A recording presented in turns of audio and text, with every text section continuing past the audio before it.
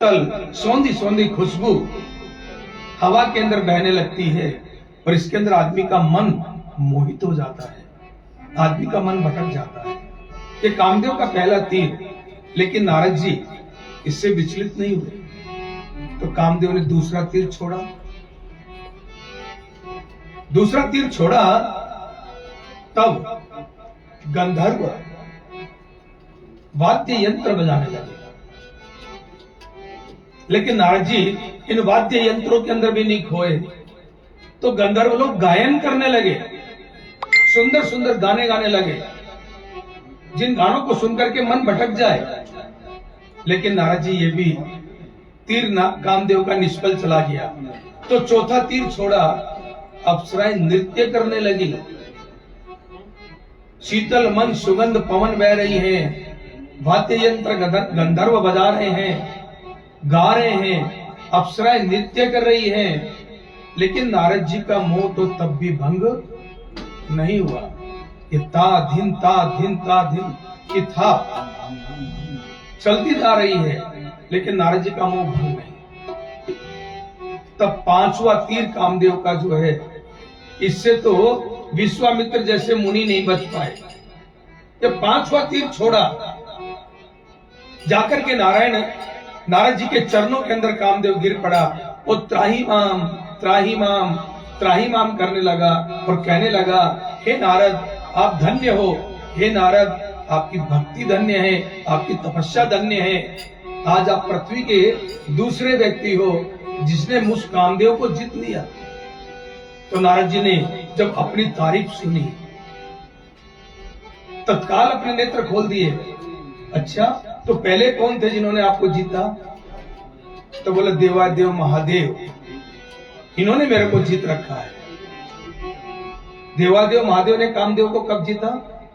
जब सती ने अपना शरीर त्याग दिया, उस समय में देवादेव महादेव तपस्या में चले गए। उस समय में तारकासुर नामक राक्षस ब्रह्मा जी की कठोर तपस्या करता है और कहता, प्रभु मेरे को अमृत को प्रदान कर दो, मैं अमर हो जाऊं।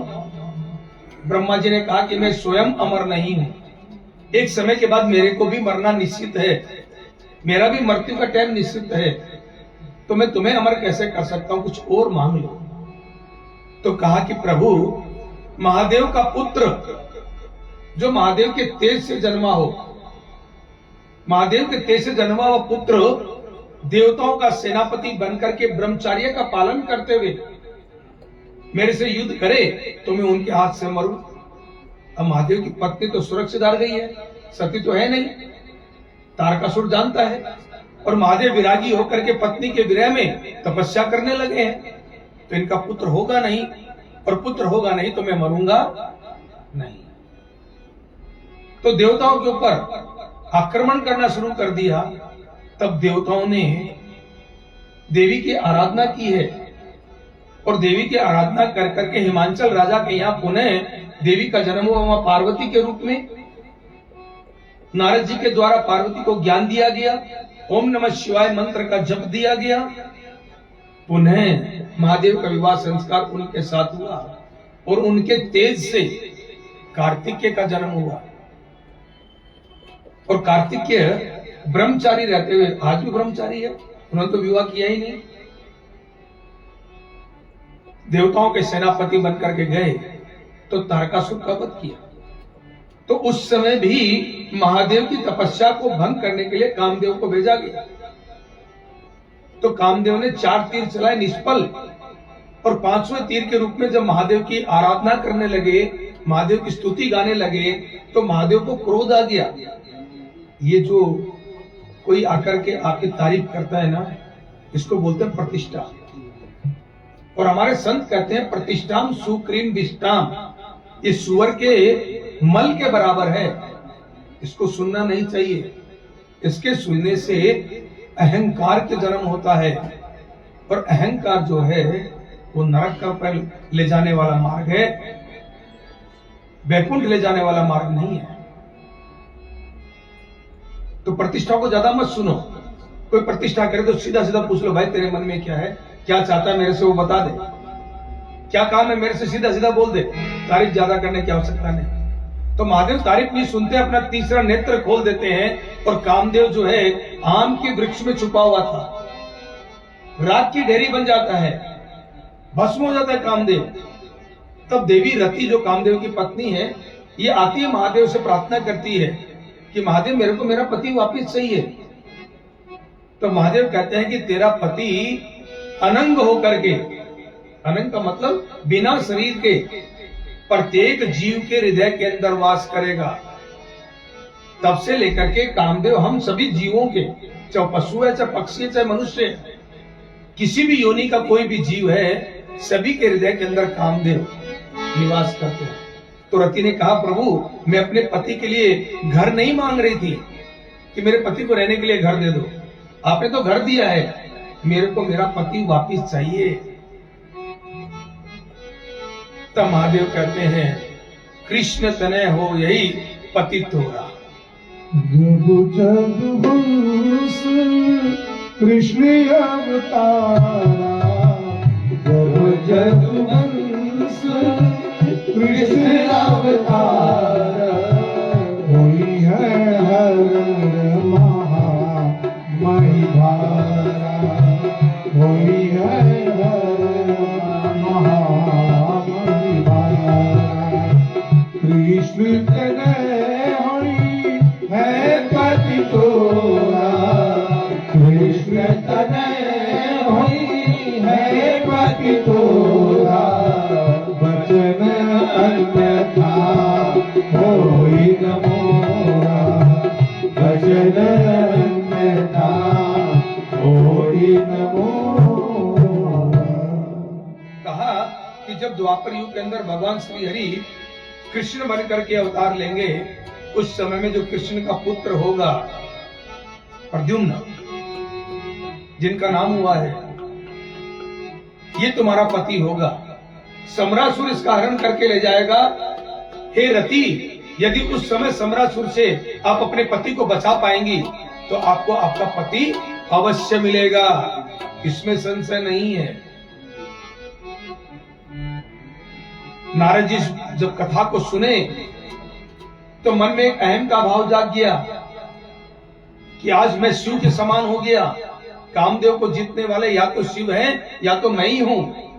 तो बड़ी खड़ाऊ को जोर जोर से पांव पटकते हुए कैलाश पर्वत पे गए।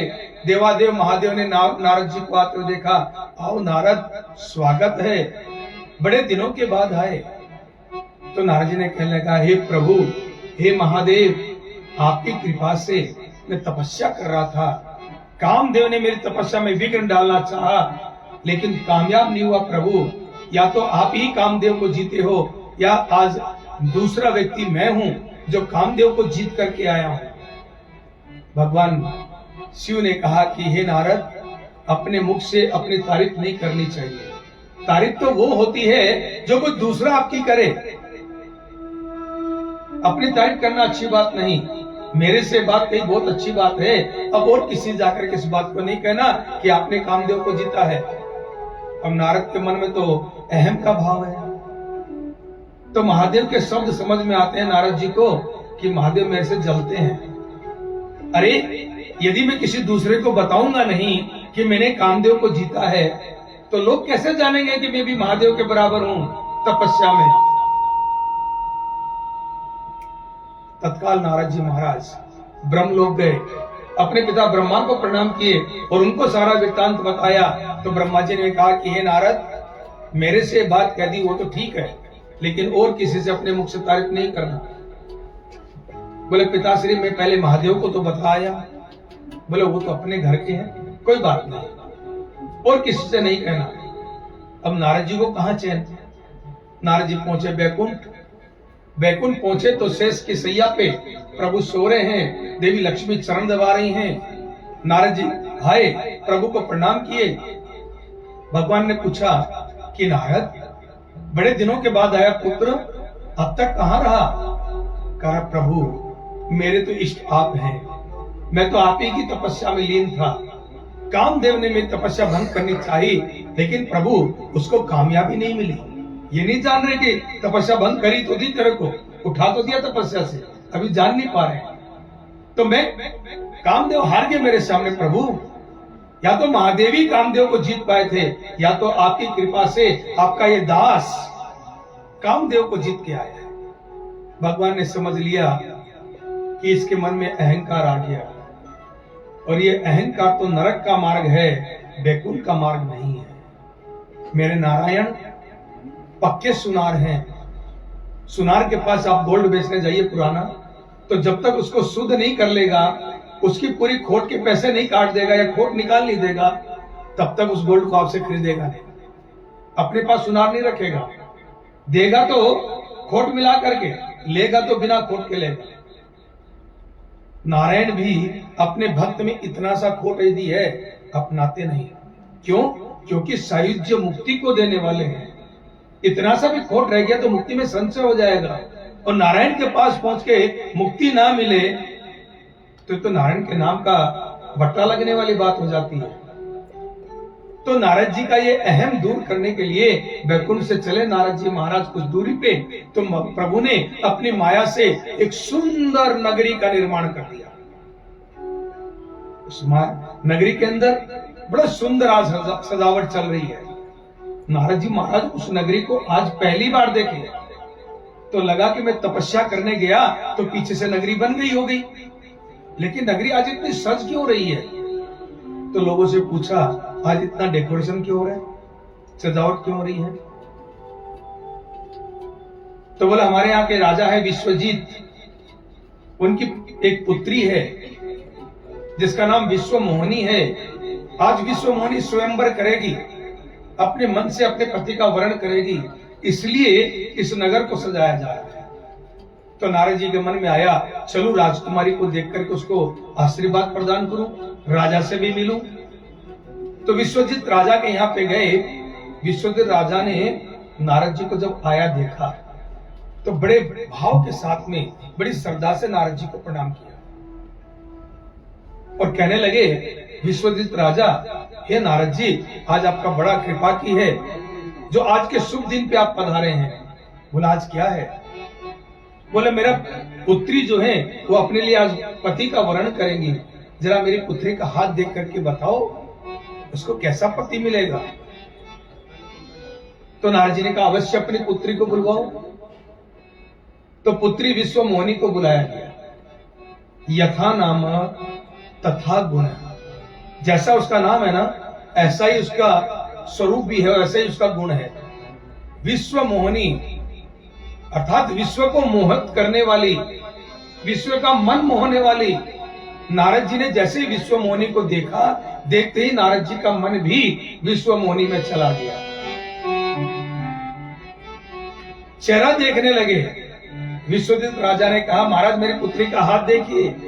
तो हाथ देख रहे हैं, हस्त की रेखा में लिखा हुआ है, यह पुत्री उसका वर्ण करेगी, यह लड़की उस चीज का वर्ण करेगी जो त्रिलोक विजयी होगा। नारद जी कामांध हो गए हैं। काम नारद जी के मन में जाग गया, ये मेरी पत्नी होनी चाहिए, इतनी सुंदर, तो लक्ष्मी से भी ज्यादा सुंदर है। हाथ की रेखा देखते तो उनको समझ में आती है कि जिसको वर्ण करेगी वह त्रिलोक विजयी हो जाएगा, त्रिलोक विजयी बन जाएगा। शिव समान तो मैं बन गया, अब अगर ये लड़की मेरे गले में माला डाल दे तो मैं विष्णु के समान बन जाऊंगा। त्रिलोक विजयी तो न विष्णु है। तो गए वापिस बैकुंठ नारद जी दौड़ते हुए। देवी लक्ष्मी चरण दबा रही हैं। नारद जी महाराज प्रभु को प्रणाम किए और इशारा करने लगे, प्रभु तनिक साइड में। प्रभु ने कहा, क्या बात है? बोले, प्रभु कुछ पर्सनल, कुछ प्राइवेट बात है। भगवान ने कहा, तो तेरी मैया है लक्ष्मी, इनसे कैसा संकोच? माता से पुत्र को क्या संकोच करना, जो है बता। बोले, प्रभु मैंने शास्त्रों में पढ़ा है और ऋषियों के मुख से सुना है कि धन्योस्त्री गृहस्थ आश्रम। गृहस्थ आश्रम बड़ा पावन और पवित्र होता है, तो मैं भी चाहता हूं, सोच रहा हूं कि मैं गृहस्थ आश्रम में प्रवेश कर जाऊं। तो देवी लक्ष्मी जो चरण दबा रही थी, मन ही मन मुस्कुराई। अभी अभी आए थे तो कह रहे थे कि मैं कामदेव को जीत के आया हूं, और अभी अभी आए तो विवाह की बात कर रहे हैं अपने लिए। तो जब हंसी रोके नहीं रुकी तो अपने पल्लू को देवी लक्ष्मी ने यूं करके ओट में हंसने लगी। तो भगवान ने कहा, रे नारद, ये तो आपने बहुत अच्छा सोचा, तो क्या मैं तुम्हारे लिए कोई लड़की की तलाश करूं, कोई लड़की ढूंढूं? बोले, प्रभु ये काम तो मैंने कर लिया। भगवान मुस्कुराते हुए कहते, नारद जी बड़े डिसेंट, बड़ी जल्दी। बोला, हाँ तो बताइए फिर मैं क्या कर सकता हूं? प्रभु ने पूछा। बोला, प्रभु आप मेरे को हरि रूप दे दो। तो प्रभु ने कहा, तथास्तु। तो प्रभु ने हरि रूप नारद जी को दे दिया। अब नारद जी हरि रूप लेकर के बड़े प्रसन्न, अब तो मेरे समान सुंदर कोई दूसरा है ही नहीं। स्वयंवर में आए और विश्व मोहिनी जैसे ही वरमाला लेकर के निकली स्वयंवर में, तो नारद जी कूद करके सब राजाओं को पीछे करके आगे आ गए और अपनी गर्दन को झुका दिए, पहना दो वरमाला मेरे को। विश्व मोहिनी ने तो सीधी आ रही थी, अपने आप को बाईं तरफ मोड़ दिया।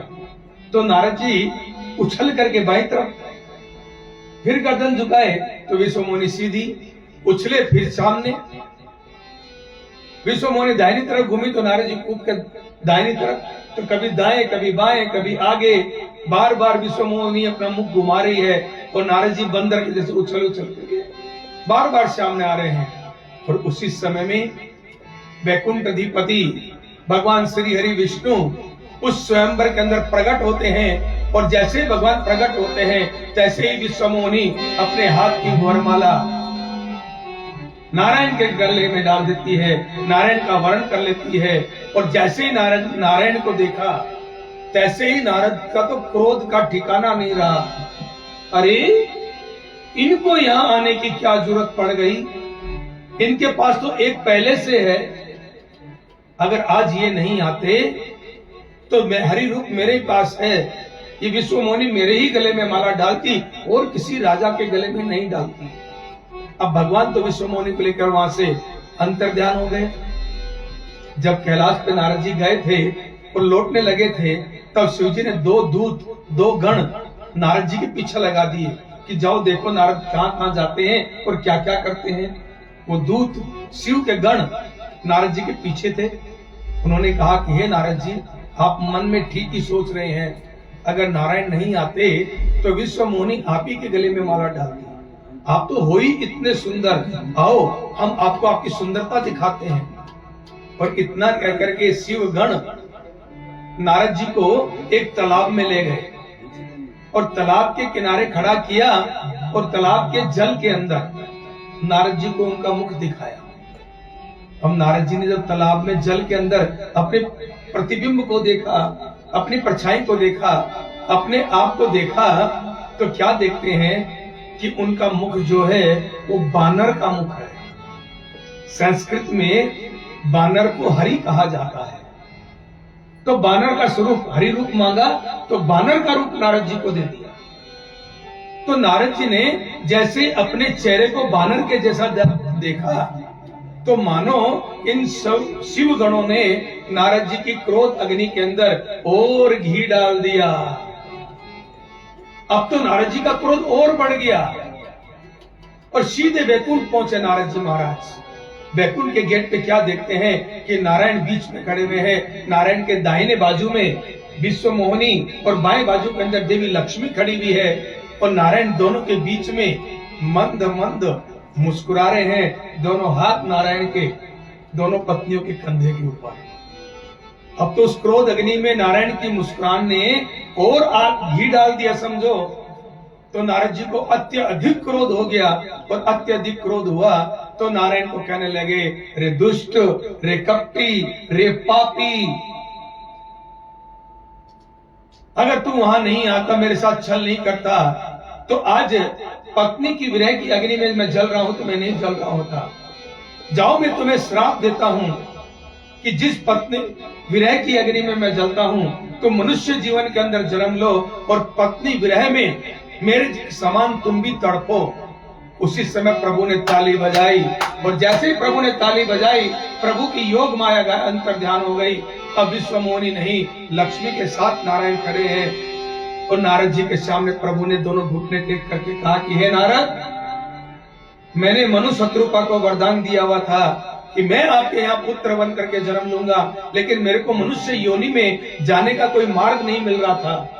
अब तेरा श्राप मेरा मार्ग बन गया, अब मैं मनुष्य योनि में जा पाऊंगा। जब नारद जी को लगा रे प्रभु तो मेरे लिए ही, परमार्थ के लिए ही ये सब लीला रचे, तब नारद जी ने कहा कि हे प्रभु, जो स्वरूप आज आपको श्राप दे रहा है पत्नी विरह का, यही स्वरूप आपको पुनः आपकी पत्नी से मिलाएगा। तो सीता और राम का मिलन बानरों ने ही करवा करके दिया है। जेहि विधि हो नाथ ही तमोरा, जेहि विधि हो नाथ ही तमोरा, करहु सुबेगी दास मैं तोरा, करहु सुबेगी दास मैं तोरा। निज माया बल देखी विशाला, जय हो। निज माया बल देखी विशाला, ये हंसी बोले दीन दयाला, ये हंसी बोले दीन दयाला। जय नाथ हित मोरा, करहु सुबेगी दास मैं तोरा, जय विधि हो। उसी समय नारद जी को होश आया, और होश आया तो प्रभु से आपने क्षमा प्रार्थना की। तो एक कारण राम जी के जन्म का ये बना। एक कारण और बड़ा विचित्र है। राम रावण युद्ध के अंदर जिन अगस्त्य मुनि ने दिव्य अस्त्र राम जी को प्रदान किए हैं, इस अगस्त्य मुनि का एक शिष्य है, बालक है, नाम है सुतीक्ष्ण, छोटा बच्चा, गुरु का बड़ा प्रिय है। और ये सुतीक्ष्ण भी अपने गुरु अगस्त्य मुनि को बड़ा प्रेम करता है, बड़ा आदर करता है। एक समय की बात, अगस्त्य मुनि कुछ अस्वस्थ हो गए, मानो उनको ज्वर आ गया, बुखार आ गया। तो अपने शिष्य सुतीक्ष्ण से कहते हैं, सुतीक्ष्ण आज प्रभु की शीला नदी पे आप ले जाओ, प्रभु को स्नान करा करके ले आओ, आज प्रभु की सेवा आप करना, पूजन आप करना, आज मेरा शरीर कुछ स्वस्थ नहीं है। तो सुतीक्ष्ण शालिग्राम जी की शिला अपने हाथ में संभाल करके बच्चा चला नदी में स्नान कराने के लिए। जब जाने लगा तो गुरुदेव को लगा कि बालक है, कहीं ठाकुर जी के साथ कोई खेल ना करने लगे, कहीं ठाकुर जी के रास्ते में गिर पड़े। तो पीछे से बोले, हे सुतीक्ष्ण। बोला, हाँ गुरुदेव। बोले, देख बच्चे, ठाकुर जी को बड़ा संभाल कर करके जाना, ठाकुर जी के साथ खेलने मत लगना। कहा गुरुदेव? एक गांव में एक पगला आया, किसी गांव में एक पागल व्यक्ति आ गया। गांव वालों को लगा कि पागल गांव में घुस गया है, तो कच्चे घर हुआ करते थे, कहीं ऐसा ना हो ये पागलपन में किसी गांव घर को आग लगा दे। तो गांव वालों ने मंत्रणा करी, बोले चलो चल करके उसको समझा देते हैं। तो गांव वाले मिलकर के उस पगले को समझाने के लिए आए। बोले, पगले। बोले, कहा? बोले, देख भाई, तू गांव में आ गया, बहुत अच्छी बात, यहाँ रह खा पी सब ठीक है, लेकिन देख किसी के घर में आग ना लगा देना। तो पगला कहने लगा, बोला भली याद दिलाई, भली याद दिलाई, अब तक तो मेरे दिमाग में था ही नहीं कि मैं गांव में आग लगा सकता हूं, कल्पना में भी नहीं था, अब आपने याद दिला दी। सुतीक्ष्ण के हृदय में कहीं ठाकुर जी को लेकर के खेल का भाव था नहीं, बड़ी श्रद्धा से ठाकुर जी को लेकर के जा रहे हैं, लेकिन गुरुदेव के शब्दों ने उसको खेल का भाव जागृत कर दिया। बालक तो बालक होता है, खेल का भाव जब आया तो इस हाथ से ठाकुर जी के शिला उछाले हवा में और इस हाथ से कैच करे, इस हाथ से उछाले तो इस हाथ में कैच करे, खूब खेलते खेलते गया, नदी में स्नान किया, नदी में खेल रहा है। और एक टाइम ऐसा आया कि इस हाथ से ठाकुर जी को उछाला तो दूसरे हाथ से कैच नहीं हुआ, ठाकुर जी छूट गए और छपाक से नदी के अंदर, नदी के किनारे बड़ी चिकनी मिट्टी होती है, छपाक से ठाकुर जी चिकनी मिट्टी में धस गए। अब सुतीक्षण हाथ से टटोले तो एक तो नदी का पानी वैसे थोड़ा गदीला होता है और अंगुलियों से जब हिलाया तो मिट्टी और कुरेदने लगा तो पानी और गदीला हो गया। अब ठाकुर जी नहीं मिल रहे, काफी देर तलाश किया तो भय लगने लगा, गुरुजी तो आज बहुत डांटेंगे, गुरुजी ने तो पहले ही कहा था खेलना मत, अब क्या करूं, अब क्या करूं। तो भैया यही समय चल रहा था, सावन भादो का महीना, मार्ग में चलते जा रहे थे तो देखा एक जामुन का विशाल वृक्ष, पके पके जामुन लगे हुए थे। अब सालग्राम जी भी काले और जामुन भी काला, बन गई बात। तपाक से पेड़ पे उछल करके चढ़े और एक बढ़िया सा बड़ा सा जामुन देख करके तोड़ करके सालग्राम जी के समान अपने ले आए, हाथों में छुपा के लाए, सिंहासन पे रखा। श्रृंगारम विष्णु प्रिय, गुरु जी कहते हैं कि नारायण को श्रृंगार बड़ा प्रिय है। तो चारों तरफ से एकदम फूलों से, तुलसी से ठाकुर को ढक दिए। इतने से ठाकुर बस अंगुली जितना नजर आ रहे हैं तो वहां पे चंदन का टिक्का टेक दिया। अगले दिन सुबह गुरु जी के उठने से पहले ही सुतीक्षण उठ गया है और जल्दी जल्दी ठाकुर जी का फूल वूल बदल करके श्रृंगार करके सेट कर दिया। गुरुजी बोले, सुतीक्षण तो आज बड़ी जल्दी उठ गया। बोले, गुरुजी मेरे को ठाकुर जी की सेवा करने में बड़ा आनंद आता है, कल जो आपने अवसर दिया मेरे को बड़ा अच्छा लगा, तो आज मैं उठ करके ठाकुर जी की सेवा ब्रह्म मुहूर्त में ही कर दिया। गुरुजी ने कहा तो बहुत अच्छा किया। तीसरे दिन गुरुजी उठे, उसके पहले फिर सुतीक्षण पूजा सेवा कर करके निश्चिंत। गुरुजी ने कहा कि भाई एक दिन मेरी स्वास्थ्य ठीक नहीं था, अब मैं बिल्कुल स्वस्थ हूं, मैं ठाकुर जी की पूजा करते आया हूं, मेरा नियम है, तो मेरे को कर लेने दिया कर, कल से तू मत करियो, कल से मैं अपने आप कर लूंगा। चौथा दिन अब गुरु जी महाराज ठाकुर जी का अभिषेक करने के लिए, चरणामृत बनाने के लिए, देखिए चरणामृत कितनी वस्तु से मिलकर के बनता है, अच्छे अच्छे लोग नहीं जानते। जो ठाकुर जी का तुलसी जल लेते हैं चरणामृत, कितनी चीजें मिलती हैं उसमें, तो चरणामृत बनता है। जानकारी है आप लोगों को? है?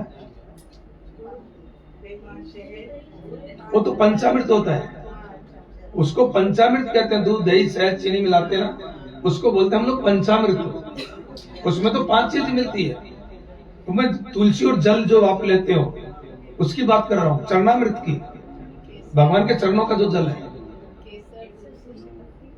केसर की इसमें आवश्यकता ही नहीं। खाली तुलसी पत्ती और जल, भगवान के जो चढ़ाते हैं ना वो जल ले लेते हैं और तुलसी डालते हैं। 9 चीजें मिलती है तो चरणामृत बनता है। 9 में से कोई एक चीज भी यदि कम रह जाती है तो चरणामृत नहीं बनता। अब 9 चीज कौन कौन सी? गुरुजी पूजन करने के लिए सबसे पहले एक पात्र लिए, चांदी का या तांबे का, जो भी हो, एक बर्तन, उस बर्तन के अंदर मलियागिरी चंदन घिस करके अष्टदल कमल बनाया जाता है। तो 2 नंबर पे आ गया आपका चंदन। अष्टदल कमल के ऊपर आप तुलसी पत्र रखेंगे, तुलसी पत्र के ऊपर सालग्राम जी की शिला विराजित होगी। एक पात्र में जल, अभिषेक करने के लिए घंटी, 6 हो गया। 7वें नंबर के ऊपर शंख, बिना शंख के धार के नारायण का अभिषेक नहीं होता, नारायण का अभिषेक शंख से होता है। 8वें नंबर पे यज्ञोपवीत धारी भी, चाहे ब्राह्मणों या बनिया हो, जब तक कंधे पे जनेऊ नहीं है सालिग्राम जी की पूजा नहीं हो सकती। तो 8वें नंबर पे यज्ञोपवीत धारी होना चाहिए। और 9वें नंबर पे वेद मंत्र, बिना वेद मंत्र के ठाकुर जी का अभिषेक नहीं होता। अगर इनमें से कोई एक चीज भी कम है तो चरणामृत परिपूर्ण नहीं है। तो अगस्त्य मुनि शंख में जल भर करके घंटा नादन करते हुए पुरुष सूक्त के अंदर 16 मंत्र वेद के हैं, उनका उच्चारण करने लगे। ओम सहस्त्र रेखा पुरुगः सहस्राक्षः सहस्रपात सर्वभूमिगुं सर्वतपिष्टवाततिष्ठदशांगुलम्। पुरुष सूक्त के 16 मंत्र बोले और 16 मंत्र बोलते गए संघ की नली से जल की धार वो 4 दिन पुराने जामुन के ऊपर गिरती रही। और 4 दिन पुराने जामुन पे जब गिरती रही तो जामुन का ऊपर का जो छिलका होता है ना, जो जामुनी कलर का, वो हट गया और अंदर से सफेद सफेद गिरी चमक आई। जामुन बड़ा नाजुक फल है, 4 दिन टिक गया, ये भी बहुत बड़ी बात है। अब जैसे ही नेत्र खुले अभिषेक करने के बाद और ठाकुर जी की तरफ देखा तो ठाकुर जी तो गले पड़े। तत्काल आवाज लगाई सुतीक्षण को, बोले सुतीक्षण। तो दौड़ा दौड़ाया, डरते डरते, पता लगा पोल खुल गई। दौड़ा दौड़ाया, हाँ गुरुजी, हाँ हाँ। आपने आवाज दी, बोले ये क्या हुआ ठाकुर जी को? तो बड़ा भोला बनता है और भोला बन के ठाकुर जी की तरफ देखता है। बोला क्या हुआ गुरुजी? बोले देख तो क्या हुआ। तो गौर से देखता है और गुरु जी की तरफ देखता है और देख के कहता है, पुनी पुनी चंदन पुनी पुनी पानी ठाकुर गले गए हम काजा। पुनी पुनी चंदन पुनी पुनी पानी ठाकुर गले गए हम काजा। बोले गुरुजी पुनी पुनी चंदन, बार बार चंदन लगा रहे हो, बार बार जल से इनको अभिषेक करवा रहे हो, ठाकुर गल गए, मैं क्या जानूं? बोले सच्ची सच्ची बता, शालिग्राम जी की शिला कोई गलती है कभी? क्या हुआ? तो देखा कि सच बोलने में भलाई है। कहा गुरुजी ठाकुर जी को स्नान कराने गया तो ठाकुर जी तो जल में जो गोता मारे दोबारा लौट के बाहर निकले ही नहीं। गुरुजी ने कहा निकल मेरे आश्रम से बाहर, और जब तक ठाकुर जी मिल ना जाए तब तक आश्रम में पग मत रखियो। गुरुजी ने तो भेजा नदी के तट पे कि जा जाके के ढूंढ। और सुतुक्षण को तो 4 दिन पहले ठाकुर जी नहीं मिले गंगा नदी के अंदर, तो 4 दिन बाद कहां मिलने थे।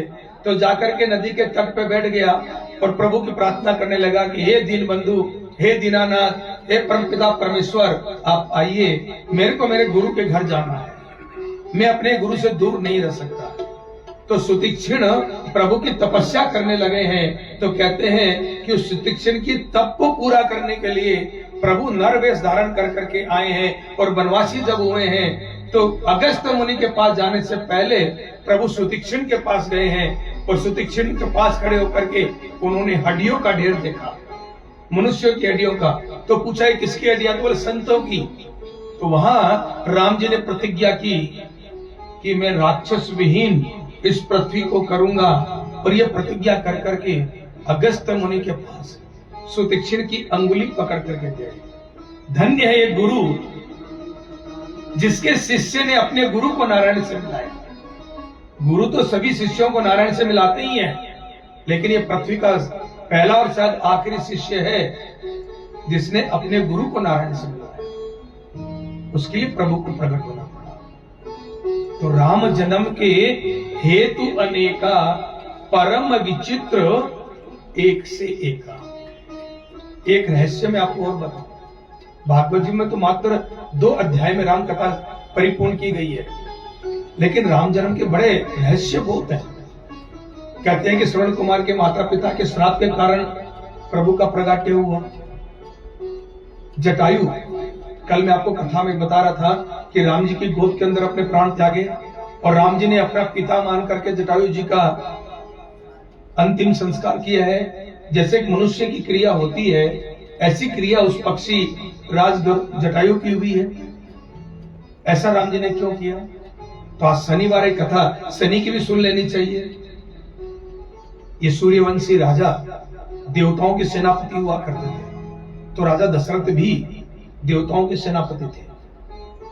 एक समय स्वर्ग में किसी कार्य विशेष के लिए दशरथ जी गए तो क्या देखते हैं कि सामने त्रिदेव बैठे हुए, ब्रह्मा विष्णु महेश।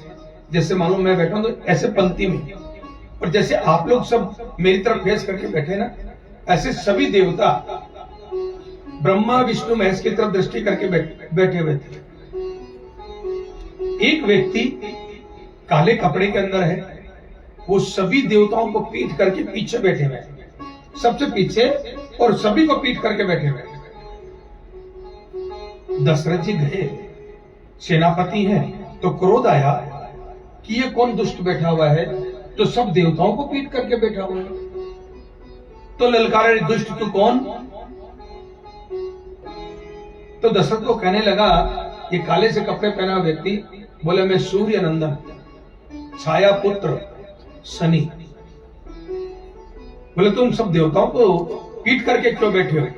बोले महाराज, मेरी दृष्टि मेरी पत्नी के द्वारा श्रापित है, मैं जिसको देखता हूं वह नष्ट हो जाता है। दशरथ जी कहते हैं, मेरे होते हुए देवता को कोई अहित कर सकता है? बोले हाँ प्रभु, मेरी दृष्टि कर सकती है, मेरे को इसका पूरा ज्ञान है। शनि बोलता है। तो दशरथ जी कहते हैं, देख मेरी तरफ। तो शनि दशरथ जी की तरफ जैसे ही देखता है, तैसे ही दशरथ जी महाराज आकाश से सूरज से पृथ्वी की ओर गिरने लगते हैं। उस समय हमारे पद्म पुराण के अनुसार दशरथ जी ने कुछ स्तुति, कुछ मंत्र शनिदेव के लिए गाए हैं। दशरथ रचित शनि स्तोत्र। कितना भी शनि का क्लेश जीवन में चल रहा हो, अगर इस स्तोत्र का 10 लाइन का स्तोत्र, ज्यादा लंबा चौड़ा स्तोत्र नहीं है, 1 मिनट के अंदर पढ़ के पूरी पूर्ण कर दोगे आप लोग। उस स्तोत्र का पाठ कर लिया जाए तो शनि कभी किसी का कुछ बिगाड़ नहीं सकता। तो ऊपर से आसमान से गिरते गिरते शनिदेव की स्तुति दशरथ जी ने गाई। उस समय में आकाश के अंदर गिद्धराज जटायु जी आकाश में उड़ रहे थे। उन्होंने देखा कि सूरज से कोई मनुष्य पृथ्वी की तरफ गिर रहा है, तो जटायु बड़ी तीव्र गति से गए हैं और जाकर अपने पंख फैलाकर के दशरथ जी को पृथ्वी पे गिरने से बचाया, अपने पंखों पे रोका, अपनी पीठ पर रोका। तो दशरथ जी ने कहा कि आज तूने मेरे प्राण की रक्षा की है, मांग क्या मांगता है? बोले प्रभु, मेरे कोई संतान नहीं है। जटायु कहता है, मेरे कोई संतान नहीं है, मैं चाहता हूं कि आपका ज्येष्ठ पुत्र आप मेरे को गोद दे दें। तो दशरथ जी ने कहा कि मेरे भी कोई संतान नहीं है, भगवान कृपा करे, मैं तेरे को वचन देता हूं कि मेरा ज्येष्ठ पुत्र तेरी संतान होगा। तो राम जी ने अपने जीवन काल में पिता मानकर कर किसी का भी संस्कार किया है तो जटायु जी का। जटायु जी ने सीता की नहीं, अपने पुत्र वधु की रक्षा करी है। पुत्र वधु की रक्षा, अपने कुल की बहू जो है उसकी रक्षा करने के लिए जटायु जी ने अपने प्राण त्याग किए। और एक और रहस्य है, ये राम जी अकेले विष्णु के अवतार नहीं है। राम जी अकेले विष्णु के अवतार नहीं है। राम, लक्ष्मण, भरत और शत्रुघ्न, ये चारों के चारों ही नारायण के अवतार हैं। हम तो खाली राम जी को नारायण का अवतार मानते हैं। नहीं नहीं, ये गलती नहीं करना। राम, लक्ष्मण, भरत, शत्रुघ्न चारों के चारों नारायण के स्वरूप हैं। और सो कैसे? तो बाबा रामचरितमानस में इन चारों भाइयों का जब नामकरण किया गया है, तो गुरु वशिष्ठ ने जो शब्द कहे हैं, उन शब्दों को मैं आपको बताता हूं। सो सुख धाम राम अस नामा, अखिल लोक दायक विश्रामा। राम सिया राम, सिया राम जय जय राम। राम सिया राम, सिया राम जय जय राम। सो सुख धाम, जो सुखों का धाम है, जो सुखों को देने वाले हैं, इसलिए इनका नाम राम है। सो सुख धाम राम अस नामा, इसलिए इनका नाम राम है। और अखिल लोक दायक विश्रामा। विश्राम का अर्थ कुछ देर सोने से नहीं होता। विश्राम का अर्थ होता है आवागमन से मुक्त देने वाला। मनुष्य जीवन से जाएं, पुनः किसी मां के गर्भ में नहीं जाना पड़े, पुनः किसी योनि में नहीं भटकना पड़े, पुनः कोई क्रिया हमें ना करनी पड़े, एकदम विश्राम, आराम मिल जाए, एकदम मुक्ति देने वाले हैं, इसलिए इनका नाम राम है। अब इसके बाद भरत जी का नामकरण संस्कार हुआ। तो भरत जी के विषय के अंदर गोस्वामी तुलसीदास जी मानस के अंदर लिखते हैं, विश्व भरण पोषण कर सोई, ताकर नाम भरत अस होई, राम सिया राम, सिया राम जय जय राम, राम सिया राम। पोषण कर सोई, भरत का मतलब भरने वाला, पूरे विश्व का पेट भरने वाले हैं। भगवान जीव को भूखा उठाते हैं लेकिन भूखा सोने नहीं देते। एक बार देवी पार्वती और महादेव विराज बैठे हुए थे कैलाश पे, तो कैलाश पर्वत पर महादेव पार्वती को ज्ञान दे रहे थे कि नारायण ही सबका भरण पोषण करने वाले हैं, जीव को भूखा उठाते हैं लेकिन भूखा सुलाते नहीं। तो पार्वती के मन में संशय उत्पन्न हो गया, और जब संशय उत्पन्न हुआ, देखती हूं कि प्रभु नारायण कैसे जीव को भोजन कराते हैं, तो एक चींटा उनके बगल में चल रहा था। तत्काल उस चींटे को मुट्ठी में बंद किया, एक डिब्बिया ली, उस डिबिया के अंदर चींटे को बंद कर दिया और ऊपर से कस के ढक्कन लगा दिया, चूड़ी कस दी। मैं देखती हूं कि नारायण इस चींटे को शाम को भोजन कहां से देंगे। अगला दिन प्रातःकाल हुआ, देवी पार्वती ने उस डिबिया को खोला तो क्या देखती है कि एक चावल का दाना उस डिबिया के अंदर है, और वो चींटा बड़े चाव से उस चावल के दाने को खा रहा है। अब तो देवी पार्वती के आश्चर्य का ठिकाना नहीं रहा, दौड़ी दौड़ी महादेव के पास गई और कही कि महादेव ये क्या लीला है, ये चावल का दाना बंद डिबिया में कहां से आया। महादेव कहने लगे, बोले हे देवी पार्वती, ये जो चींटा है, इस चींटे का भोजन तेरे माथे का चावल था। अगर तेरे माथे पे चढ़ करके इस चावल को खाता तो तू इस चींटे को मसल देती। चावल हार्ड है, इसको खाने में चींटे को समय लगेगा, और जब तक वो एक स्थान पे चावल के साथ लंबे समय तक रहेगा नहीं, तब तक खा पाएगा नहीं। तो प्रभु की इस लीला को तूने परिपूर्ण किया, प्रभु के इस कार्य को ये तूने परिपूर्ण किया। जब तूने चींटे को इसमें डब्बी में डाला, उसी समय तेरे माथे का चावल इस डब्बे में गिर गया और तूने कसकर ढक्कन बंद कर दिया। ये चींटा बाहर जा भी नहीं सकता, खा इसी चावल को। अगर चींटा आजाद होता तो इस कड़क चावल को नहीं खाता, आगे बढ़ जाता।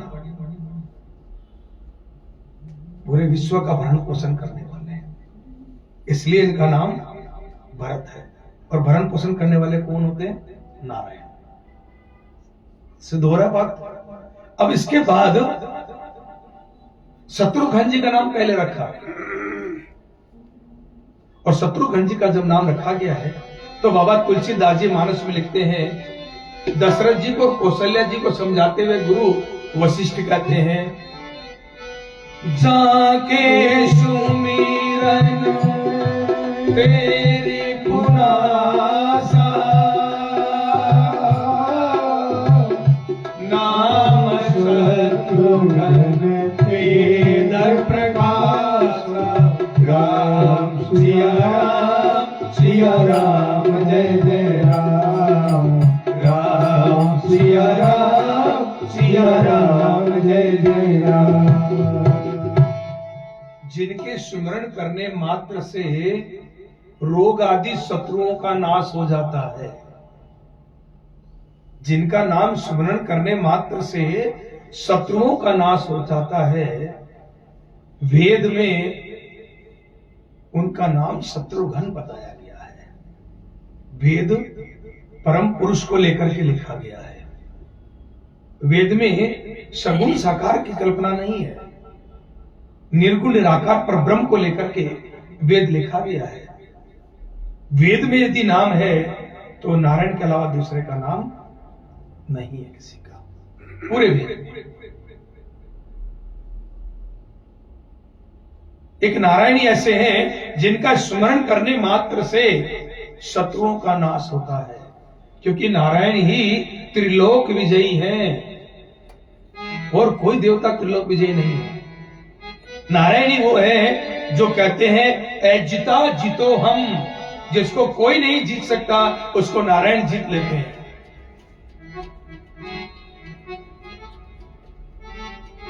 इनके सुमरण से शत्रुओं का नाश होता है, इसलिए इनका नाम शत्रुघ्न है। तो शत्रुघ्न भी नारायण के ही स्वरूप हुए हैं।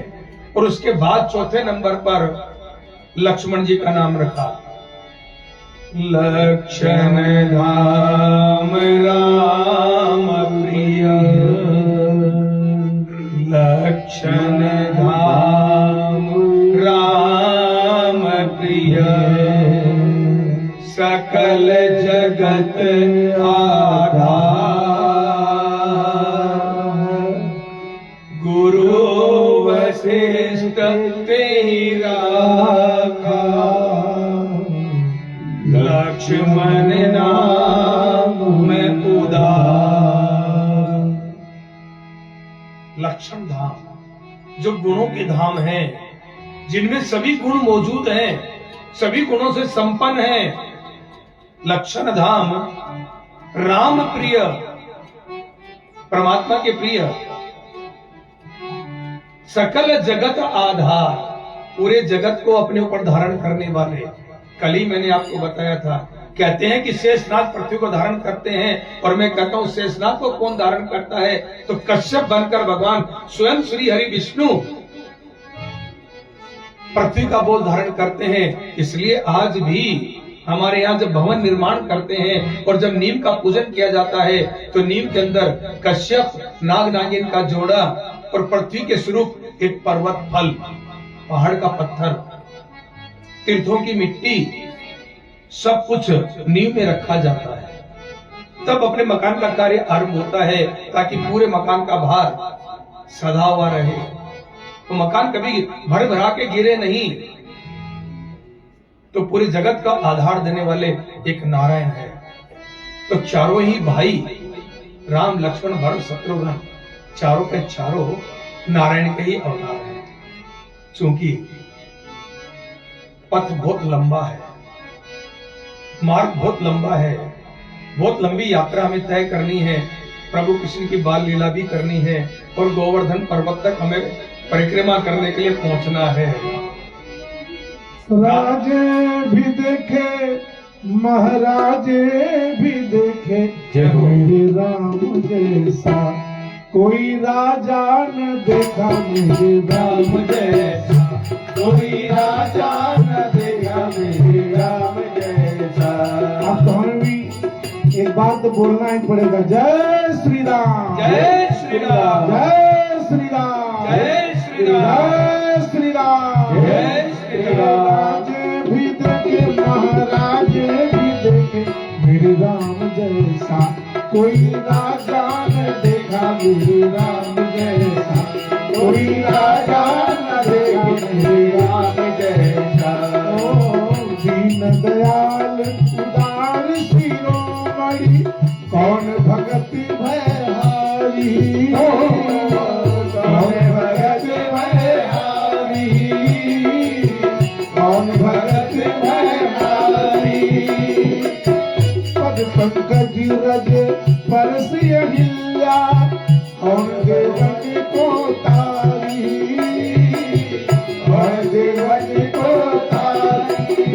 हर देवता भी देखे, माँ देवता भी देखे, मेरे राम जैसा कोई देवता नहीं देखा, मेरे राम जैसा कोई देवता नहीं देखा, मेरे राम जैसा कोई देवता नहीं देखा, मेरे राम जैसा।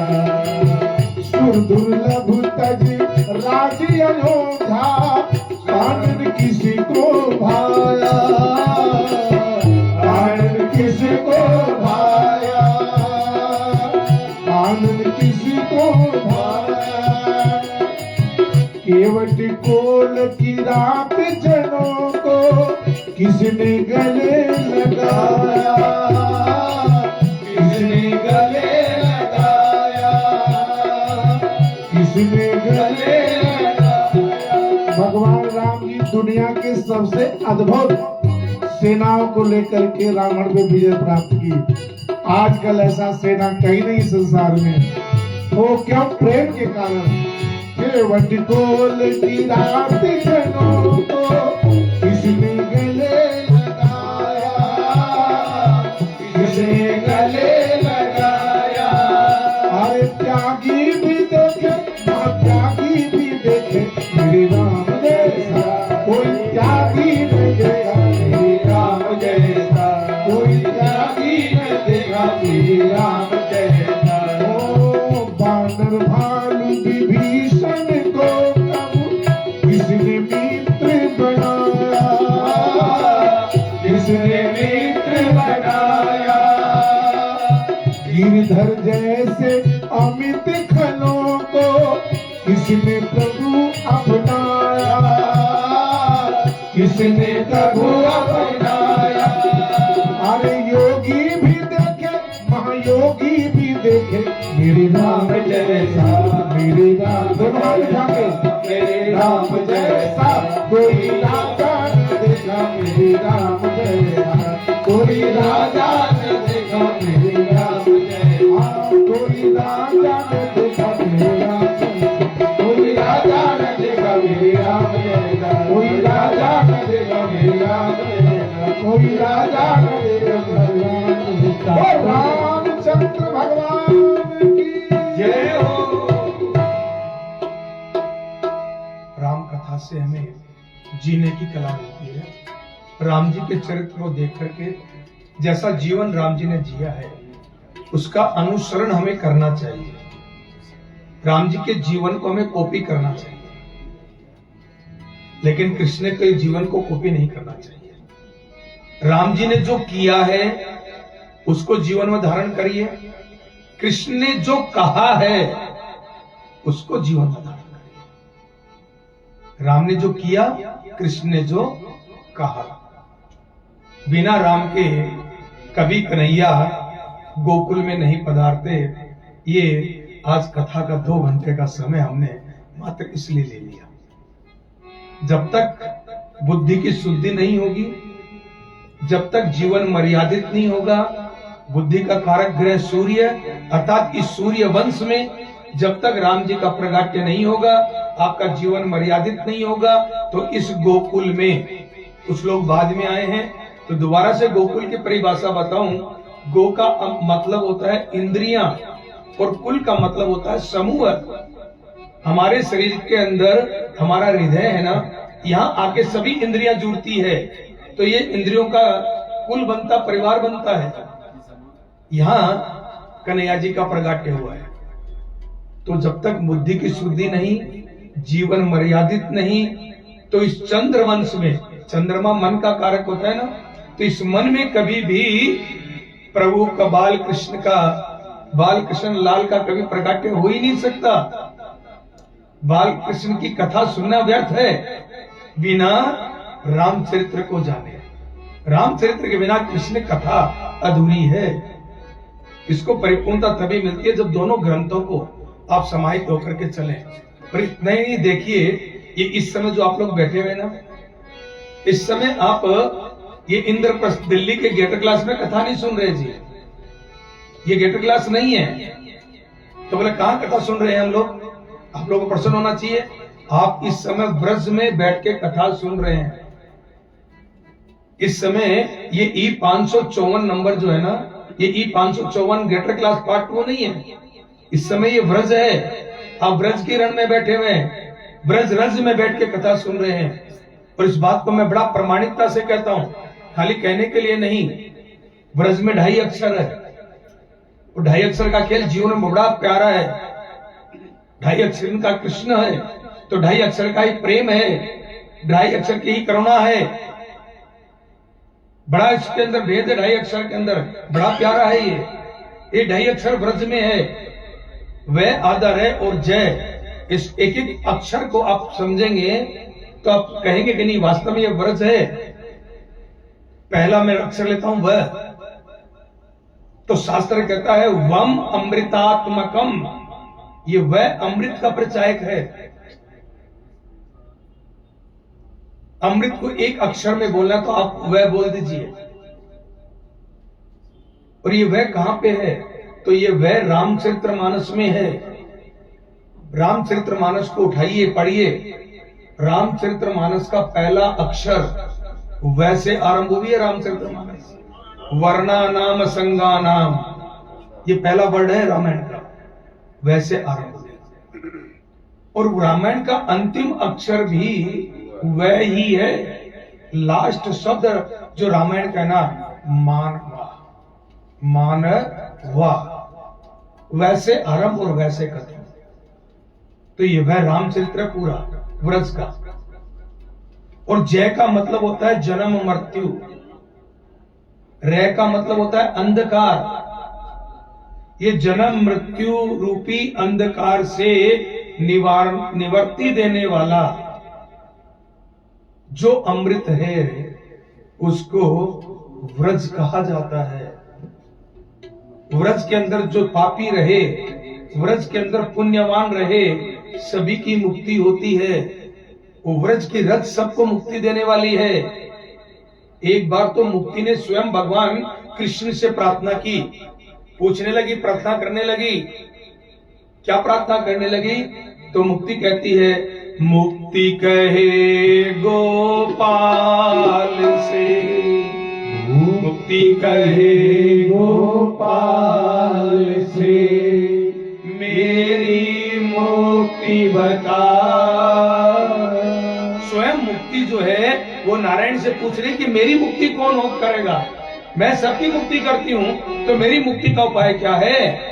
मुक्ति कहे गोपाल से, मेरी मुक्ति बता। व्रज रज उड़ मस्तक लगे, तो मुक्ति मुक्त हो जाए। व्रज रज उड़ मस्तक लगे, तो मुक्ति मुक्त हो जाए। जहां राम है, जहां कृष्ण है, वो स्थान व्रज है। जब तक इन दोनों का मिलन नहीं होता व्रज व्रज नहीं होता। और देखिए मीरा जी ने भागवत सुनने के लिए पंडित जी को बुलाया, भागवत के लिए बुलाया था ना जी। राम कथा की तो कोई बात नहीं हुई थी, by one get one free. ये जरूरी है। जब तक राम और कृष्ण मिलेंगे नहीं और तब तक व्रज बनेगा नहीं, और व्रज मंडल में जब तक बैठोगे नहीं तो कभी प्रभु की भक्ति हो सकती नहीं। क्योंकि इसके महात्म में, भागवत में, व्रज की महिमा में भक्ति जवान हो गई है। कथा सुनी थे ना ज्ञान वैराग्य भक्ति की, बिना व्रज के भक्ति नहीं है। इसलिए इस E554 का तो व्रज होना जरूरी है जी। ऐसा कोई दिन नहीं गया कथा में जिस दिन राम और कृष्ण दोनों साथ में ना चले हों तो ये व्रज ना बना हो। धन्य है वो सेवक जो हम सबके उठने के बाद इसमें झाड़ू लगाता होगा। धन्य है वो सेवक जिसने कल के बाद नीचे हम सबके जाने के बाद सफाई की होगी। व्रज रज उड़ मस्तक लगे तो मुक्ति मुक्त हो जाए। साधारण मनुष्य की तो बात ही क्या, स्वयं मुक्ति मुक्त हो जाती है उस रज से। तो अभी ये व्रज मंडल में बैठ के कथा सुन रहे हैं, तो व्रज में जब पहुंच रहे हैं तो गोकुल का मैंने अर्थ आपको बताया। कुछ शब्द हैं जिनके अर्थ में पहले क्लियर कर दूं तो कथा सुनते में आपको बड़ा आनंद आएगा। आप अपने आप से कथा को जोड़ पाएंगे। मथुरा, ये शरीर है मथुरा, मथुरा जिला है ना, तो ये शरीर मथुरा। इस मथुरा में एक ग्राम गोकुल जो आपका हृदय है, नंद जिनके घर में भगवान पहुंचे हैं, यशोदा जिसके आंगन में प्रभु बाल लीला करना चाहते हैं। तो व्रज आपके अंदर आ गया, राम भी आप में है, कृष्ण भक्ति भी आप में है, तो आपका हृदय व्रज बन गया। आपका हृदय गोकुल है, या आपका शरीर मथुरा है। अब इस शरीर के अंदर यशोदा का होना बहुत जरूरी है, नंद का होना बहुत जरूरी है। ये नंद यशोदा नहीं होंगे तो प्रभु की बाल लीला भी नहीं है। तो नंद कौन है? तो हम सब जितने हैं हम सब नंद हैं। सो कैसे? तो नंद शब्द की परिभाषा जीवो याति सह आनंद इति नंद। आप अपने मन से, अपने वचन से अथवा अपने कर्म से जब दूसरे जीव को आनंदित करते हैं ना, तो आप बनते हैं नंद। नंद का अर्थ होता है सभी जीवों को आनंद प्रदान करने वाला। और यशोदा तो हमारे मीरा जी तो पक्की यशोदा है, इसमें संशय नहीं। मैं डे 1 से देख रहा हूं, ये पक्की यशोदा है। दूसरे को यश देने की प्रवृत्ति का नाम है यशोदा।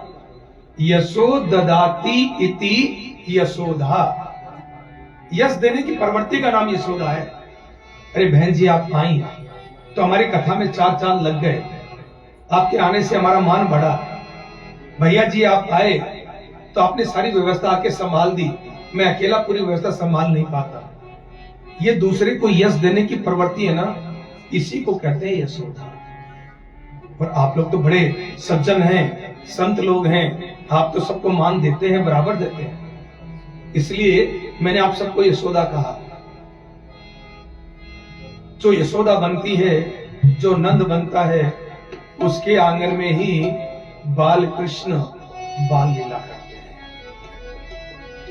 तो हमारी बहू रानी कथा सुन रही है तो उनसे भी कहें भैया यशोदा बन जाओ, और भैया से कहते भैया नंद बन जाओ। बाल कृष्ण चाहिए आंगन में, दादा दादी को बाल कृष्ण लीला करे और सब बैठ करके निहारे टुकर टुकर उसकी बाल लीला का आनंद हम भी लेवे, प्रत्यक्ष में लेवे, शब्दों में नहीं। तो इसके लिए जरूरी है नंद बनना, और कोई जटिल नहीं है। बनोगे ना?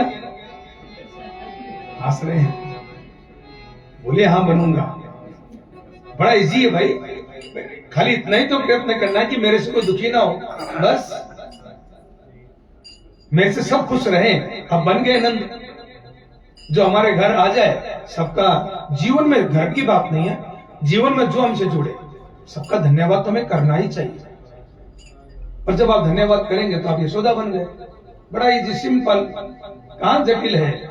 अरे प्रभु को प्राप्त करना इतना आसान है, इतना आसान है। प्रभु तो बड़े दयालु, बड़े कृपालु है। बस थोड़ा सा मामूली सा चेंजिंग लाइफ में लेकर के आना है। थोड़ा सा चेंज ले आइए, प्रभु को प्राप्त कर लीजिए। बहुत इजी है। चलिए प्रभु के बाल लीला की तरफ चलते हैं। कल आपने सुना अष्टमी रोहिणी युक्ता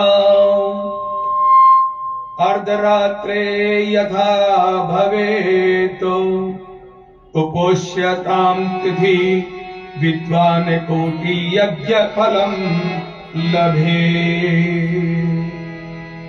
2013 के बाद 2013 के बाद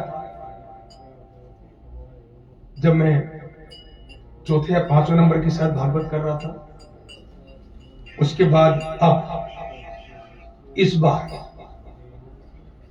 मैं भागवत कर रहा हूं तो उस आनंद की अनुभूति कर रहा हूं। सोमवार अथवा बुधवार का दिन हो, भाद्रपद का महीना हो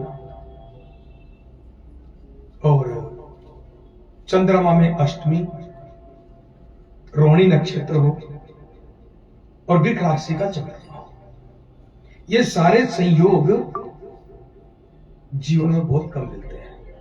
2013 के अंदर जब जन्माष्टमी आई थी, बुधवार की आई थी। इसको जन्माष्टमी नहीं कहते, कृष्ण जयंती कहते हैं। इस बार सोमवार की आ रही है। इस बार जन्माष्टमी नहीं है, कृष्ण जयंती आ रही है। और देखिए प्रत्येक वर्ष 2 जन्माष्टमी आती है। एक स्मार्त लोग करते हैं, हम गृहस्थी, और एक वैष्णव संप्रदाय के लोग करते हैं, जो खड़ा तिलक लगाते हैं। अपने दिल्ली में सदैव एक बिरला मंदिर को मैं छोड़ दूं तो पूरी दिल्ली में वैष्णव संप्रदाय वाले अष्टमी हम लोग मनाते हैं, 2 नंबर वाले दूसरे दिन की। बाकी हमारे जितना राजस्थान समाज है, कलकत्ता वगैरह जब हम बात करेंगे तो सब पहले स्मार्त वाली जन्माष्टमी मनाते हैं। इस बार प्रभु की कृपा देखिए, जन्माष्टमी चाहे स्मार्त है और चाहे वैष्णव है, दोनों के लिए एक ही है। 26 तारीख को स्मार्त की भी जन्माष्टमी है और 26 तारीख को वैष्णव की भी जन्माष्टमी है। एक ही जन्माष्टमी मेरे अपने जीवन काल के अंदर, जहां तक मैं समझदार जब से हूं तब से पहली बार इस चीज को मैं देख रहा हूं कि स्मार्त और वैष्णव दोनों की जन्माष्टमी एक दिन पड़ी। लेकिन ऐसा क्या कारण बना मेरे को नहीं मालूम कि वृंदावन बिहारी जी के यहां पे क्यों एक दिन बाद जन्माष्टमी मना रहे हैं, क्यों इस पावन पर्व को छोड़ करके वो अभागे बन रहे हैं, मैं नहीं जानता। सौभाग्य से ऐसा दिवस प्राप्त होता है जीवन में, जो हमारा शेष बचा है, मैं नहीं जानता कि दोबारा ऐसा शुभ अवसर हमें प्राप्त होगा कि भी नहीं। सोमवार का दिन हो, अष्टमी तिथि हो और पूरे दिन रोहिणी नक्षत्र चला हो, वृक राशि पे चंद्रमा हो, ये सारे सिम्टम जो कृष्ण जन्म के थे वो सारे के सारे हूबहू इस बार मिल रहे हैं। 26 तारीख को कृष्ण का प्रगट्य हो गया।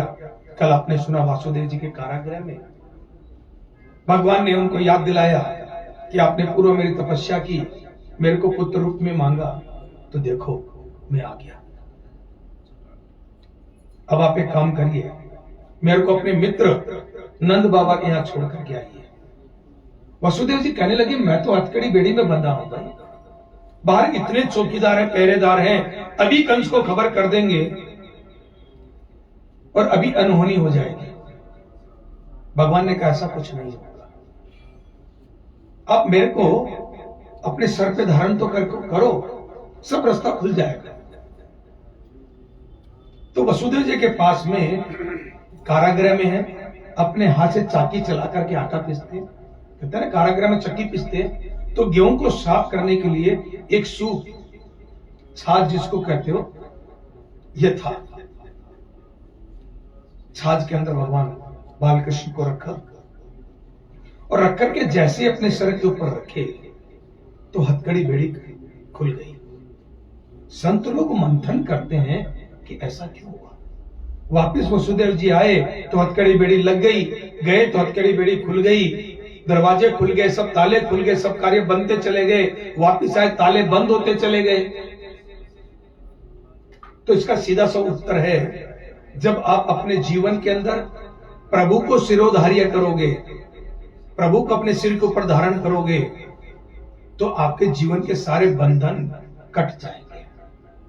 और जब आप माया को सर पे रखोगे, कि वापसी में तो माया लेके आए थे ना, नंद बाबा के यहां से लड़की हुई थी योग माया, उसको लेकर के आए थे, तो माया को सर पे धारण करोगे तो आप बंधन में पड़ जाओगे, हथकड़ी बेड़ी लग जाएगी। तो जीवन में ठाकुर जी को सिरोधार्य करिए अगर बंधन से मुक्ति चाहते हो तो। और बंधन में हम सब हैं, ये जो आपको ज्ञान दे रहा है ना, ये व्यक्ति भी स्वयं बंधन में है। मैं कहती हूं कि मैं बंधन में नहीं, तो मैं भी बंधन में हूं, लेकिन हाँ, आप में और मेरे में इतना फर्क जरूर है कि मैं प्रभु को सिरोधार्य करने का प्रयत्न दिन रात कर रहा हूं। आपके प्रयत्न में थोड़ी सी वो कमी है, उस प्रयत्न को और बढ़ाइए। प्रभु को सिरोधार्य करने का मतलब ये नहीं है कि कमाना छोड़ दो, बिल्कुल कमाइए, अपनी ड्यूटी को पूरा करिए। जो ड्यूटी से विमुख होता है ना, उसको कहते हैं धर्म से फिर जाना, और जो धर्म से फिर जाता है उसको परमात्मा नहीं मिलते। जो धर्म पे चलता है उसी को परमात्मा मिलते हैं। और आपकी ड्यूटी ही आपका धर्म है।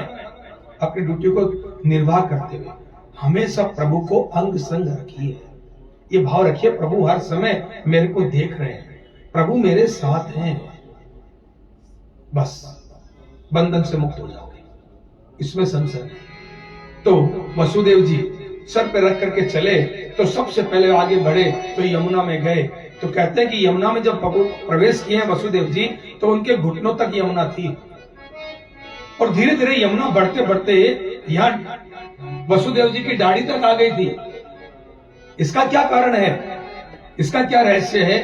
तो आज यमुना बड़ी प्रसन्न हुई जब वसुदेव जी बाल कृष्ण को सर पर रख करके लाए, तो यमुना अपनी सहेलियों को बुलाने लगी, हे गंगा, हे गोदावरी, हे कावेरी, हे नर्मदा, हे सिंधु, आओ आओ, आज मेरे स्वामी मेरे घर पधारे हैं। तो कहते हैं कि सभी नदियों का जल यमुना के अंदर आ गया प्रभु के दर्शन करने के लिए, प्रभु को देखने के लिए। तो गंगा का, गोदावरी का, नर्मदा का, सिंधु का, कावेरी का, सबका जल आया।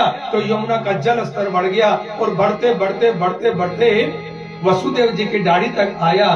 तो सूप के अंदर जो बाल कृष्ण सो रहे हैं, उनको लगा कि ये बहू ससुर की दाढ़ी तक आ गई, ये ठीक नहीं। तो प्रभु ने अपना पांव बाहर निकाला, मानो अपने पांव से यमुना के वेग को दबाना चाहते हैं। बस अब मर्यादा मत लांघो। ससुर कौन? तो वसुदेव जी, यमुना भगवान की पत्नी है। 8 पटरानियों में भगवान श्री कृष्ण की एक पटरानी यमुना भी है, और वसुदेव जी ससुर हो गए। तो ससुर की दाढ़ी तक बहू आ जाए, ये मर्यादा नहीं। तो प्रभु ने मानो यमुना को अपने चरण से दबाया, अब मर्यादा मत लांघो, यहां तक ठीक है। और यमुना को लगा कि मेरे प्रभु ने आज चरण निकाला है, तो जरूर मैं कोई भेंट इनके चरणों में अर्पण करूं। तो यमुना के अंदर समुद्र के जैसे एक लहर उठी और एक कमल का पुष्प प्रभु श्री हरि के चरणारविंद में यमुना महारानी ने भेंट किया। प्रभु वापिस अपना चरण सूप के अंदर कर लिया। सुमन वृष्टि होने लगी। सुमन वृष्टि किसे कहते हैं? हल्की हल्की फुहारे जो गिरती हैं हवा के साथ, आदमी भीगता भी नहीं और पानी भी गिर रहा है, इसको बोलते सुमन वृष्टि, फूलों की बरसात। ये पानी की चोट नहीं लगती, वैसे पानी की बूंद गिरती बरसात में तो बदन पे चोट लगती है। तो मानो देवता लोग आसमान से पुष्प की बरसात कर रहे हैं, एकदम फुहार गिरने लगी जल की। तो कालिया नाग ने देखा कि स्वामी भी तो बाल रूप में है, कहीं जुकाम ना लग जाए, तो छत्र करना चाहिए। तो कालिया नाग वसुदेव जी के पीछे से निकल करके उस सूप के ऊपर प्रभु पे अपना फण को फैला दिया, प्रभु पे छत्र कर दी ताकि प्रभु पे जल ना गिरे। वसुदेव जी के आंगन में पहुंचे तो दरवाजे खुले हैं। यशोदा जी अपने शयन कक्ष में सो रही हैं और बगल के अंदर एक कन्या लेटी हुई है। जब वसुदेव जी नंद बाबा के यहाँ पहुंचे तो यशोदा के शयन कक्ष में गए, बाल कृष्ण को अपने सर से उतारे और उतार के वहां पे लटा दिए और उस कन्या को लिए अपने सर पर रखे और वापिस कारागृह में आए। तो ताले बंद हो गए, चौकीदार जग गए, दौड़ते हुए कंस के पास गए और कंस 8वीं संतान का जब सुना तो दौड़ते हुए कारागृह में आया। आकर के देखता है कि कन्या हुई है, ये कैसे हो सकता है? 8वां तो पुत्र होना चाहिए था। आकाशवाणी ने कहा था कि 8वां पुत्र तेरा काल होगी। तत्काल नारद जी की बात दिमाग में आई। नारद जी कहते थे संतों की बात में भी बात होती है, मैं इस कन्या को भी छोड़ूंगा नहीं। देवकी ने 7 संतान देवकी की चली गई, 6 को कंस ने मारा। एक बार भी कंस के सामने कभी देवकी गिड़गिड़ाई नहीं कि मेरा पुत्र है, मेरी संतान है, इसको छोड़ दे, तेरा तो काल 8वीं संतान है, एक बार भी नहीं।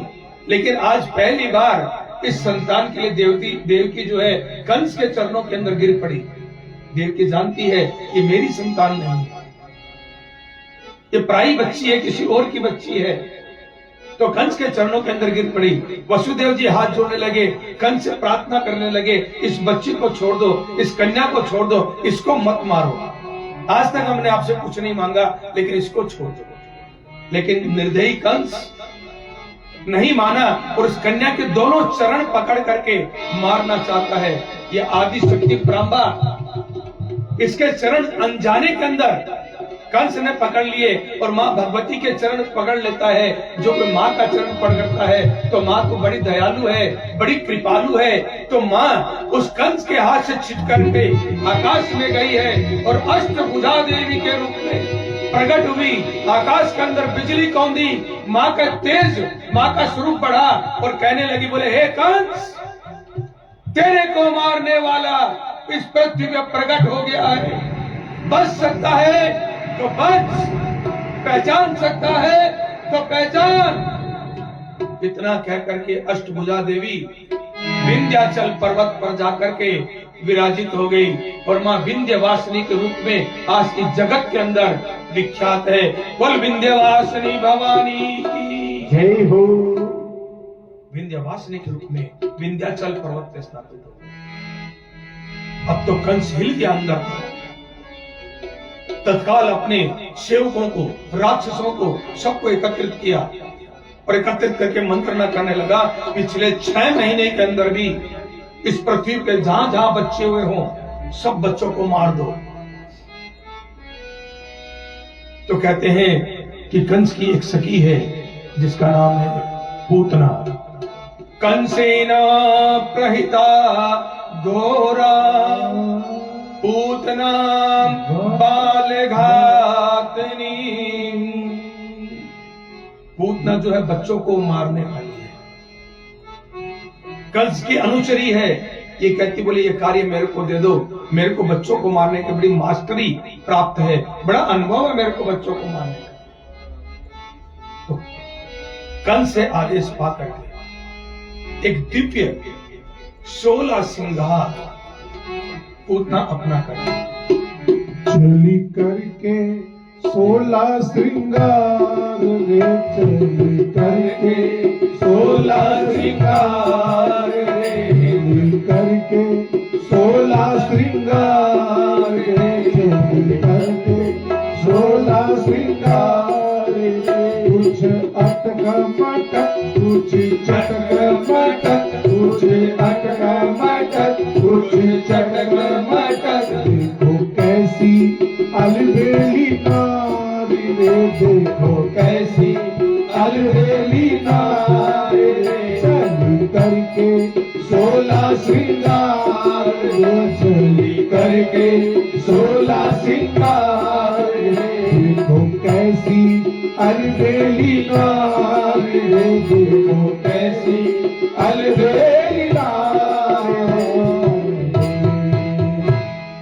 16 श्रृंगार कर करके पूतना चली है, चटक मटक अटक मटक करते हुए अलबेली नार का स्वरूप धारण किया है।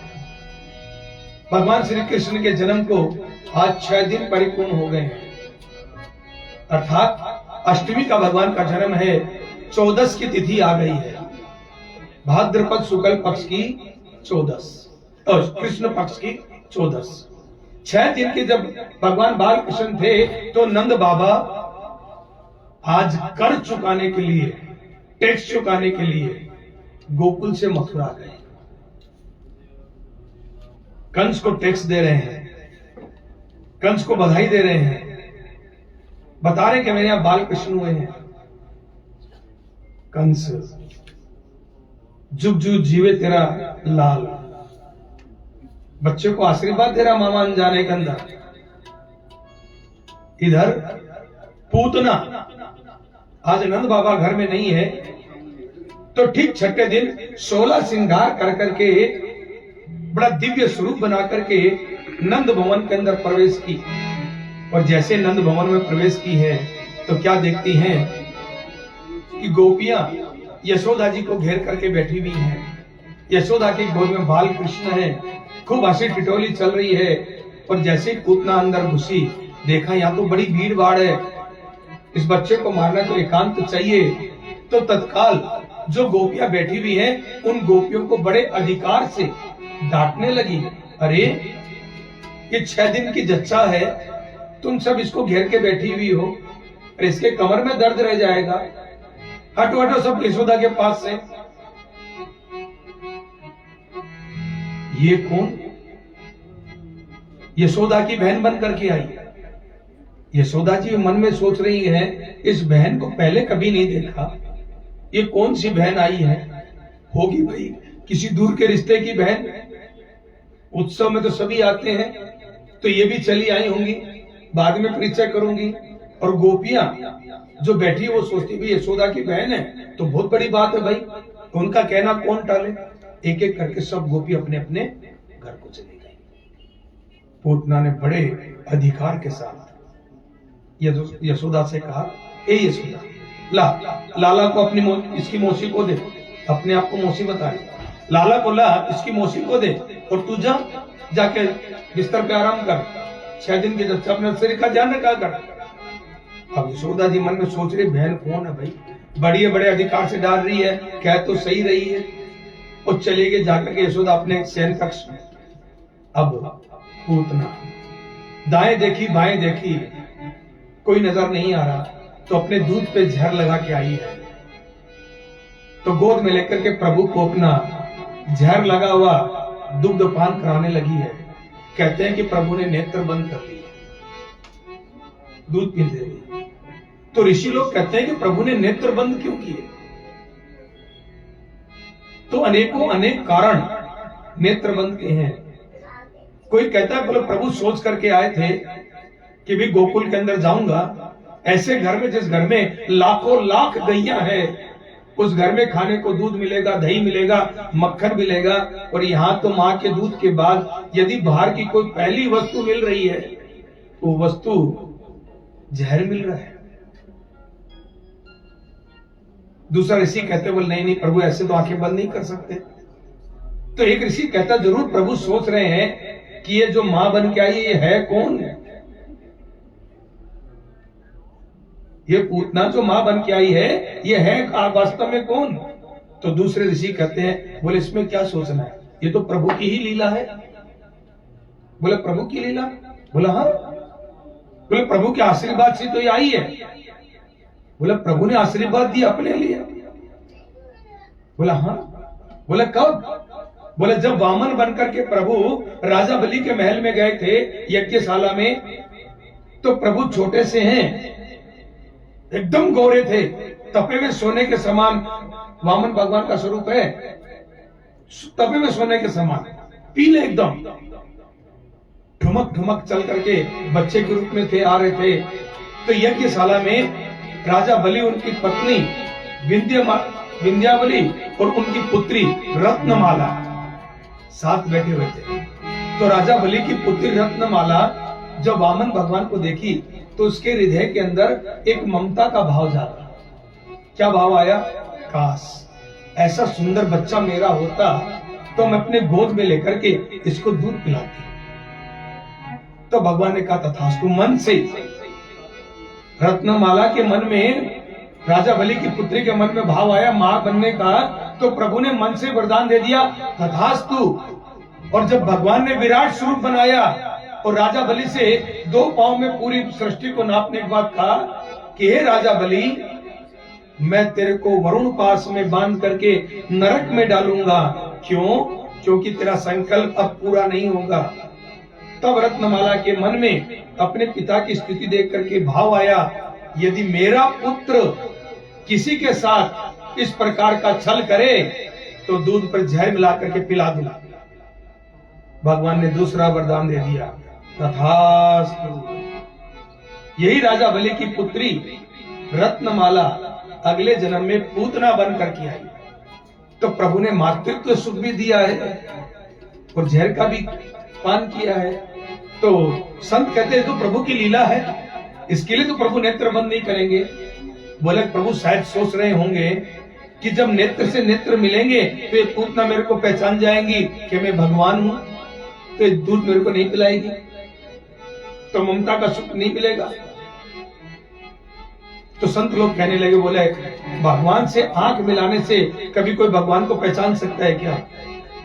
अरे जब राम जी राम बन करके आए, कृष्ण कृष्ण बन करके आए, कितने लोगों ने कृष्ण को देखा है, कितने लोगों ने राम को देखा है, क्या सभी उनको पहचान गए थे क्या कि ये भगवान है? अरे अर्जुन तो भगवान के परम मित्र थे, क्या अर्जुन कभी कृष्ण को पहचान पाए थे क्या? नहीं। कब तक नहीं पहचाने? जब तक प्रभु ने स्वयं दिव्य दृष्टि अर्जुन को नहीं दी, तब तक नहीं पहचान पाए। तो नेत्र मिलने से तो कोई नहीं पहचान पाता, इसलिए तो भगवान आंखें बंद नहीं करेंगे।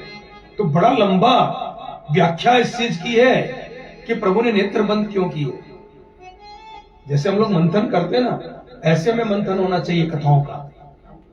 खाली कथा स्टोरी सुना के निकल जाओ, कोई फायदा नहीं।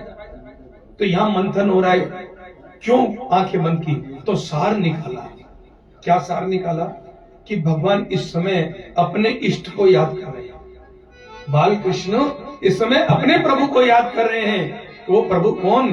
बोले वो प्रभु देवादिदेव महादेव।